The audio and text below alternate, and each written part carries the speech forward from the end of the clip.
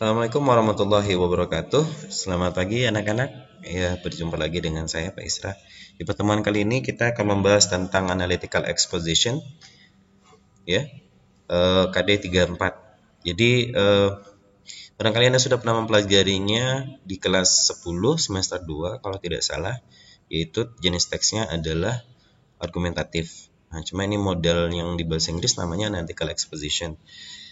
Oke, kita mulai saja. Apa yang akan kita pelajari? Yang pertama adalah fungsi sosialnya, kemudian struktur, kemudian tata bahasa, kemudian kita akan bicara soal tips dan triknya. Tips dan trik yang dimaksud adalah terkait dengan mengerjakan soal ya, karena kebanyakan analytical exposition digunakan pada ujian SBMPTN. Baik, yang pertama mau kita pelajari adalah tujuan dari teksnya, yaitu persuade the reader or listener that something in the case. Maksudnya adalah kata persuade ini artinya mempengaruhi pembaca atau pendengar bahwasanya sesuatu menjadi permasalahan. Jadi ini berkaitan dengan nanti Anda melihat suatu topik atau membahas suatu topik itu dalam perspektif Anda, apakah Anda setuju atau tidak setuju, pro atau kontra. Jadi kalau Anda pro, biasanya Anda akan memunculkan manfaat. Jikalau Anda kontra, Anda akan memunculkan kerugian sebagai bahan argumentasi Anda. Selanjutnya, struktur dari analytical exposition itu ada 3, ada thesis, arguments, dan reiteration. Persis banget seperti dengan yang di bahasa Indonesia ya. Ada thesis, arguments, dan reiteration. Nah, masing-masing struktur ini akan kita jelaskan satu persatu. Baik, kita lihat lagi di sini. Yang pertama adalah thesis, mau kita bahas. Apa thesis itu? Nama lainnya kalau di buku Making Sense of Functional Grammar yang ditulis oleh Linda Jarrett and Peter Wicknell ini, ya, jadi buku sumbernya itu namanya statement of position atau pernyataan dari posisi. Yang dimaksud posisi di sini posisi pro atau kontranya tadi. Ya, jadi apakah Anda pro atau kontra pada suatu topik diawali atau dinyatakan pada paragraf thesis ini. Berikutnya kita akan membahas tentang thesis itu apa saja sih sebenarnya. Jadi thesis itu tujuannya adalah memperkenalkan topik kepada pembaca. Dan konsep dasarnya adalah Anda menganggap pembaca atau pendengar Anda itu tidak tahu apa topiknya. Misalnya kita membahas tentang barangkali tentang ujian nasional atau national exam. Anggap Anda tidak setuju ya. Ini kebanyakan siswa tidak setuju sih sebenarnya. Jadi anggap saja orang tidak tahu itu apa itu pendidikan, apa itu ujian nasional, apa itu sekolah. Seolah-olah seperti itu. Jadi kita bisa mengembangkan tesis dengan baik seperti itu. Nah, ini gunanya ya. Jadi tugasnya dari tesis adalah memperkenalkan topik, idenya bergerak dari yang umum atau general ke yang spesifik. Nah, kayak gini. Dari general topik, kemudian less general, kemudian less spesifik, kemudian baru spesifik. Nah, nanti setelah itu baru Anda akhiri dengan thesis statement atau sebuah pernyataan posisi dari topiknya. Jadi Anda nyatakan posisi Anda di sini. Nah, oke. Posisi Anda. Kita lihat contohnya.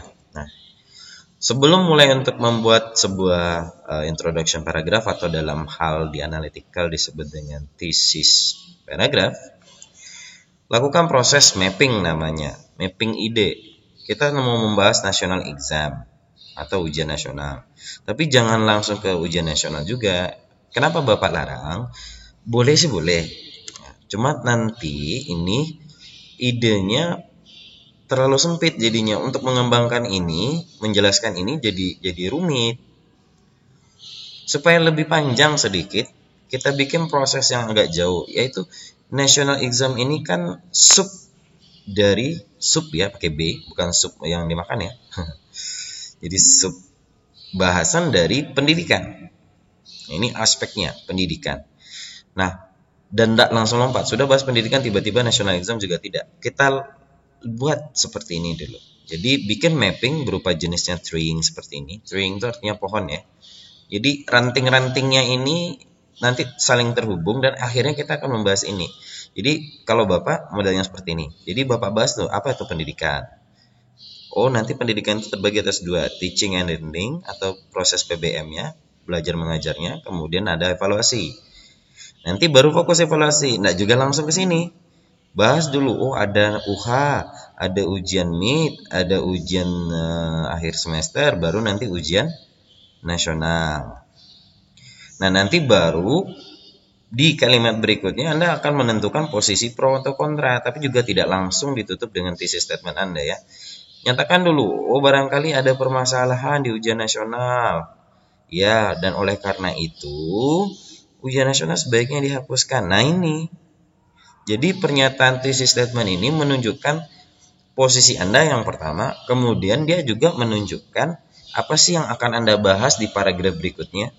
Apakah nanti sebab akibat, problem solving kah dia, atau alasan. Nah, nanti kita sesuaikan ya.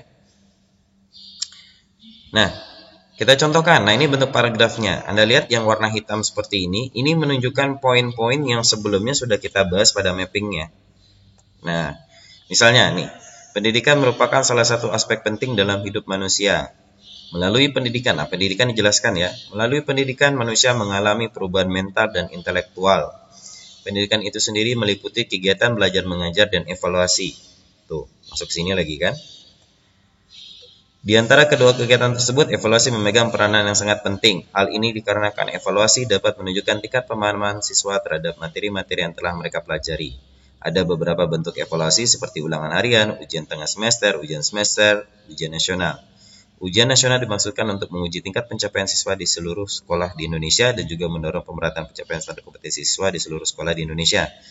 Namun pada pelaksananya, ujian nasional menimbulkan beberapa permasalahan terutama bagi para siswa. Oleh karena itu, ada beberapa alasan mengapa ujian nasional harus dihapuskan. Nah, perlu kalian perhatikan di sini yang merah ini namanya thesis statement. Jadi menjelang dari ujian nasional sampai ke thesis statement, Bapak bikin kalimat yang menghubungkan idenya nih, dan Bapak tekankan pada pelaksanaannya ujian nasional menimbulkan beberapa permasalahan. Ini udah menunjukkan kontra nih, menggunakan istilah masalah,